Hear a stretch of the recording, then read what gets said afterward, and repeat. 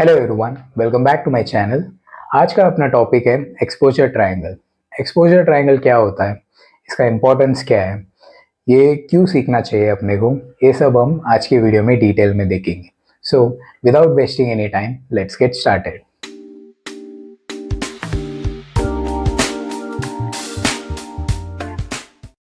Exposure triangle में तीन elements है, एपर्चर, शटर स्पीड और आईएसओ। ये तीनों चीज़ों को हम यूज़ करके एक बैलेंस्ड एक्सपोज्ड फोटो कैप्चर करने का। जैसे कि अपना फोटो है ना, ज़्यादा डार्क भी नहीं होना चाहिए और अपना फोटो ज़्यादा लाइट भी नहीं होना चाहिए, मतलब ज़्यादा ब्राइट भी नहीं होना चाहिए। सो ये तीनों चीज़ को यूज़ करके कैसे बैलेंस एक्सपोज्ड फोटो कैप्चर करने का है, ये आज हम देखेंगे। सबसे पहले एपर्चर। एपर्चर का मतलब है लेंस का ओपनिंग। अभी मेरे पास कैमरा है, ये कैमरा का जो बॉडी है ना, ये अपने ह्यूमन हेड के तरह है। जैसा अपने को आँख है, वैसे ही ये कैमरा का जो लेंस है, ये उसका आँख है। ये लेंस के थ्रू लाइट पास होता है कैमरा के सेंसर में, उसके बाद ही हम फोटो कैप्चर कर सकते हैं। मैं अपने फोटोग्राफी बेसिक्स के वीडियो में फोटोग्राफी का मतलब समझाया था। Without lights and shadows you cannot capture a photo, मतलब बिना लाइट का हम फोटो कैप्चर ही नहीं कर सकते। तो आप लोग ने वो बेसिक्स वीडियो नहीं देखा है तो प्लीज़ वो वीडियो चेकआउट करो।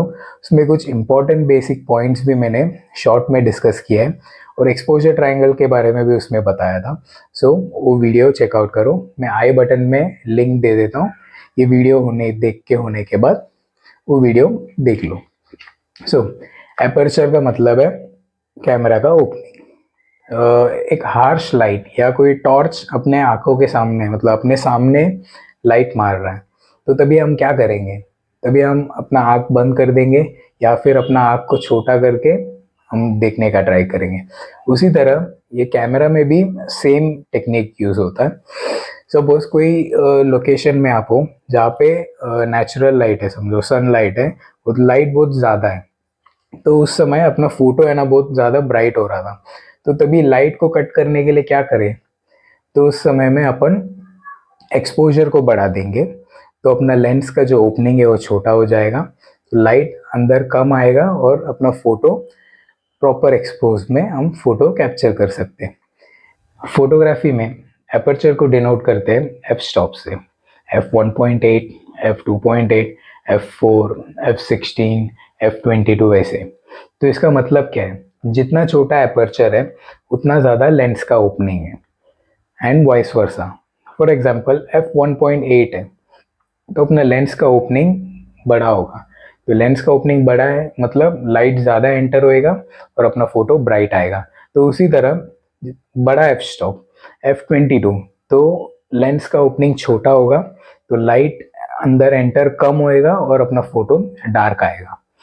एपर्चर एपर्चर दो चीज़ में अपने को मदद करता है, एक तो एक्सपोजर और एक depth of field. Depth of field क्या होता है, अभी कोई आप फोटोज देखते हो, पोर्ट्रेट फोटो या कैंडिड फोटोज देखते हो, तो तभी जो पर्सन है वो क्लियर रहता है और उसका बैकग्राउंड है वो ब्लर होता है। जो बैकग्राउंड ब्लर होता है ना, उसको बोलते हैं शैलो डेप्थ ऑफ फील्ड। और कुछ फोटोज ऐसे होते हैं जिसका बैकग्राउंड और जो मेन सब्जेक्ट है ये दोनों भी फोकस्ड रहते हैं, मतलब बैकग्राउंड ब्लर नहीं होता है, तो उसको बोलते हैं डीप डेप्थ ऑफ फील्ड। तो कुछ सिनेरियो में अपने को ऐसे कैप्चर करना पड़ता है फोटोज। तो एपर्चर ये दो चीज़ में अपने को काम आता है। जैसे मैंने कहा था कि छोटा एपर्चर है तो लेंस का ओपनिंग बड़ा होगा तो लाइट ज़्यादा एंटर होएगा, उसी तरह जितना छोटा एपर्चर है तो अपना जो शैलो डेप्थ ऑफ फील्ड है वो ज़्यादा होगा, और एफ स्टॉप बड़ा होगा जैसे कि f22, तो अपना जो बैकग्राउंड ब्लर है वो कम हो जाएगा, मतलब पूरा सब्जेक्ट और बैकग्राउंड दोनों भी फोकस में रहेंगे। आप लोगों को एक सिनेरियो बताता हूँ। फॉर एग्जांपल आप कोई लोकेशन में गए हो, वहाँ पे नेचुरल लाइट, सनलाइट बहुत ज़्यादा है, लाइट का कोई कमी नहीं है, तो आपको एक फ़ोटो निकालने का, एक पर्सन का पोर्ट्रेट शॉट निकालने का सपोज। तो आप फोटो निकालने जा रहे हो तो क्या हो रहा है कि लाइट ज़्यादा है तो उसकी वजह से आपका फ़ोटो ज़्यादा ब्राइट हो रहा है, तो तभी लाइट को कट डाउन करने के लिए आप क्या करोगे, आपका एपर्चर को बढ़ाएंगे। एपर्चर को f11 या f16 या f22 तक लेके जाएंगे ताकि लाइट सेंसर में कम आए, तो अपना फ़ोटो प्रॉपर एक्सपोज़ हो। लेकिन चैलेंज ये है कि आपका जो सब्जेक्ट का फ़ोटो निकाल रहे हो, उसका बैकग्राउंड भी आपको ब्लर चाहिए, तो तभी क्या करोगे आप? मैंने कहा था, जितना छोटा एफ स्टॉप है, उतना ही डेप्थ ऑफ फील्ड शैलो होगा। तो वैसे ही अभी हमने तो लाइट कट डाउन करने के लिए F22 कर दिया है, तो लाइट तो कम हो गया लेकिन बैकग्राउंड ब्लर नहीं हुआ। तो इसका सॉल्यूशन क्या है? इसका सॉल्यूशन ये है कि हम शटर स्पीड को बढ़ाएंगे, एपर्चर को कम रखेंगे, जितना अपने को बैकग्राउंड ब्लर चाहिए उतना, और शटर स्पीड को बढ़ा देंगे। तो शटर स्पीड क्या होता है? अभी ये जो मैंने एग्जांपल कहा था ना, ये आप लोगों को मैं प्रैक्टिकली करके दिखाऊंगा, तो आप लोगों को ज़्यादा समझ में आएगा। तो उसके पहले शटर स्पीड क्या होता है ये देखते हैं। जैसा एपर्चर था, एपर्चर कंट्रोल करता है लाइट कितना सेंसर तक पहुँचे, उसी तरह शटर स्पीड कितने टाइम तक लाइट को सेंसर तक पहुँचाता है वो कंट्रोल करता है। शटर स्पीड का मैं चार्ट दिखा देता हूँ नीचे। स्लो शटर स्पीड और फास्ट शटर स्पीड।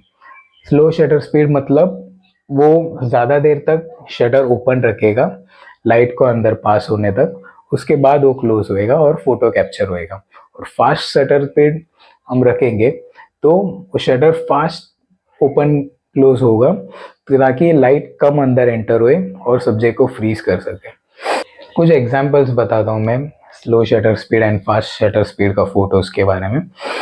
तो शटर स्पीड लाइट को कंट्रोल करता है, और कैप्चर, अपने को मोशन फोटो कैप्चर करना है तो स्लो शटर स्पीड यूज करेंगे, अपने को कोई सब्जेक्ट को फ्रीज करने का है तो हम फास्ट शटर स्पीड यूज करेंगे। तो शटर स्पीड भी दो चीज में काम आता है, subject freezing and capturing motion photos, और लाइट को कितना अंदर सेंसर तक पहुंचाने का है ये भी काम करता है। तो aperture, shutter speed and ISO, ये तीनों भी एक ही काम करते हैं। आईएसओ, आईएसओ का फुल फॉर्म है इंटरनेशनल स्टैंडर्ड्स ऑफ ऑर्गेनाइजेशन। इस ऑर्गेनाइजेशन ने कुछ स्टैंडर्ड सेट किए आईएसओ के रेंजेस, दैट इज 100, 200, 400, 800, 1600, ऐसे कुछ रेंजेस है। तो ये आईएसओ का मतलब क्या है? आईएसओ का मतलब है अपना कैमरा का सेंसर कितना सेंसिटिव है टुवर्ड्स लाइट। ये जो सेंसिटिविटी है कैमरा का, ये सभी कैमरास में अलग अलग होता है। कुछ कुछ कैमरास में सेंसिटिविटी ज़्यादा रहेगा, कुछ कैमरा में सेंसिटिविटी कम होगा। अभी मेरा जो कैमरा है, ये कैमरा में मैं 1600 तक आईएसओ रख सकता हूँ मैक्सिमम। उसके आगे भी मेरे को ऑप्शन मिलता है, लेकिन उसके आगे में रख के कैप्चर करेगा ना तो फोटोज़ में डिजिटल ग्रेन्स आता है। तो आईएसओ को बढ़ाने का और कम करने का ये कब करना चाहिए? जब भी लाइट का सिचुएशन, सपोज कोई डार्क सिचुएशन में हो, तो तभी आपके पास कोई लाइट सोर्स नहीं है, तो आपके पास एक ही ऑप्शन है कि आप आईएसओ को बढ़ाओ, आर्टिफिशियली लाइट को जनरेट करो और फोटो कैप्चर करो। तो उसका फ़ायदा ये है कि आप आर्टिफिशियल लाइट करा के आप फोटो कैप्चर कर सकते हैं। उसका डिसएडवांटेज ये है कि फोटोज़ में ग्रेन्स आता है, तो ये प्रॉब्लम है, ये आपको समझना पड़ेगा। सो ये जो एपर्चर, शटर स्पीड और आईएसओ, ये तीनों चीज़ लाइट के रिलेटेड ही मतलब काम करता है, मतलब एक्सपोजर के रिलेटेड काम होता है ये। तो ये चीज़ बेसिक है अपने फोटोग्राफी में, और ये टेक्निकल चीज़ है, ये अपने को आना ही चाहिए। अभी आप फोटोग्राफी स्टार्ट कर रहे हो तो स्टार्टिंग में आप लोग को समझने के लिए थोड़ा टाइम लगेगा, प्रैक्टिस करना पड़ेगा। लेकिन आप ये नहीं समझोगे तो फिर आगे जाके कोई भी सिचुएशन में आपको फ़ोटो निकालने का है तो आपको समझ में नहीं आएगा कि फ़ोटो कैसा निकालने का है। ऑटो मोड में ही हमेशा काम नहीं चला सकते। स्टार्टिंग में सीखना है तो हम ऑटो मोड से फ़ोटो कैप्चर कर सकते हैं, लेकिन आगे जाके आपको मैनुअल मोड में ही फ़ोटो निकालने का है। सो ये था अपना एक्सपोजर ट्रायंगल का एक शॉर्ट ट्यूटोरियल। आप लोगों को मैं एग्जांपल बताने वाला था, बोला था, तो ये एग्जांपल हम देखते हैं। चलो अभी प्रैक्टिकली हम समझते हैं कि आईएसओ, शटर स्पीड और अपर्चर को कैसे यूज़ करके प्रॉपर एक्सपोज फोटो कैसे कैप्चर करने हैं। तो मैंने अभी मेरा कैमरा को ट्राइपॉड में लगा दिया और सामने सब्जेक्ट एक डॉल रखा है मैंने, डॉग का, और मेरा वाटर बॉटल रखा हूँ, और ये अपना कैमरा और कैमरा को रख दिया है मैंने मैनुअल मोड में। सो मैंने ऑलरेडी सेटिंग करके रखा है, आप लोगों को मैं बता देता हूँ। ये कोई एडिशनल लाइट में यूज़ नहीं कर रहा हूँ घर में, ये रूम टेम्परेचर जो नॉर्मल ट्यूब लाइट है और विंडो लाइट है उसी से हम फ़ोटो कैप्चर करने वाले हैं। और एपर्चर जो है ये 5.6 है। मेरे पास जो लेंस है ये किट लेंस है। किट लेंस में ऐसा होता है कि उसमें एपर्चर थोड़ा ज़्यादा ही रहता है, कि जहाँ f4 से मतलब स्टार्ट होता है। तो मेरे पास जो है वो 18 to 55 mm लेंस है, जिसमें 18 mm में f4 में अपने को शूट करने को देता है।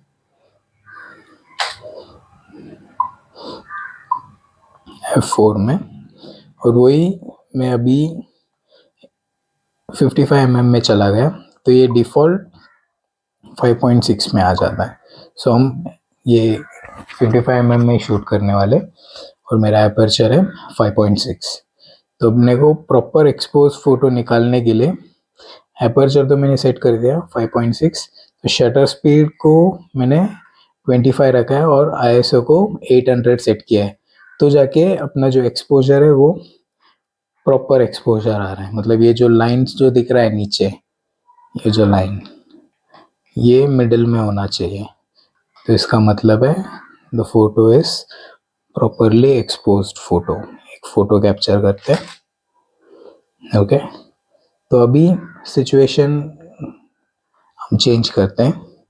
अभी ये जो फ़ोटो मैंने अभी कैप्चर किया था इसमें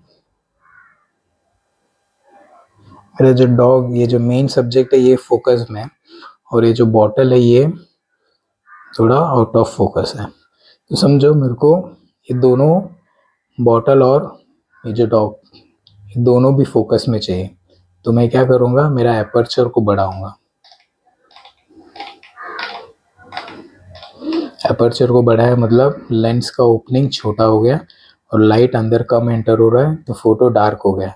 तो अभी मुझे क्या करना चाहिए, या तो आर्टिफिशियली लाइट को बढ़ाना चाहिए आईएसओ को बढ़ा के, या फिर शटर स्पीड को कम करना चाहिए। तो अभी मैं आईएसओ को बढ़ा के एक फ़ोटो निकाल के दिखाता हूँ। ये एक शॉट है, तो इसमें मेरा डॉग भी फोकस में और बॉटल भी फोकस में। लेकिन ये आईएसओ मैंने ज़्यादा रखा है, उसकी वजह से देखो जूम कर रहा हूँ तो ये नॉइस दिखाई दे रहा है। इसको भी बोलते हैं डिजिटल नॉइस। तो मेरे को ये नॉइस नहीं चाहिए, बिना नॉइस का मेरे को फ़ोटो निकालना है। तो मैं क्या करूँगा, आईएसओ को सेट कर दूंगा जो ओरिजिनल था 800 में ही। तो मैं क्या करूँगा, शटर स्पीड को कम करूँगा। अभी शटर स्पीड को, अभी ये स्टिल इमेज है तो मूविंग ऑब्जेक्ट नहीं है, तो क्या मैं स्टिल फ़ोटो में स्लो शटर स्पीड में निकाल सकता हूँ। वही कोई गाड़ी मूव हो रहा है, कोई इंसान मतलब रनिंग कर रहा है, उनका फ़ोटो निकालने का है, तो वो टाइम में स्लो शटर स्पीड में हम फ़ोटो निकालेंगे तो वो अच्छा नहीं आएगा, मोमेंट फ्रीज नहीं हो पाएगा। तो अभी ये एक शॉट लेते हैं। ये कैप्चर हो गया।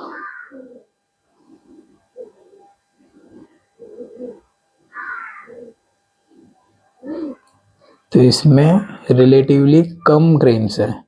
जो लास्ट हमने आईएसओ बढ़ा के निकाला था उसमें ग्रेन्स ज़्यादा दिखाई दे रहा था, लेकिन इसमें थोड़ा रिलेटिवली कम ग्रेन्स दिखाई दे रहा है। तो ये ऐसा यूज़ करते हैं। तो मैं एपर्चर को कर देता हूँ नॉर्मल 5.6, शटर स्पीड को बढ़ा देता हूँ। सपोज सिनेरियो ऐसा है कि आपको फास्ट शटर स्पीड में कैप्चर करने का, मैंने शटर स्पीड को बढ़ा दिया। एपर्चर तो मेरा फिक्स्ड है, अभी 5.6 के नीचे मैं लेके नहीं जा सकता हूँ। तो अभी मेरे पास ऑप्शन क्या बचा है, आईएसओ को बढ़ाना पड़ेगा। तो आईएसओ को बढ़ाया, एक्सपोजर हो गया, बैलेंस एंड कैप्चर।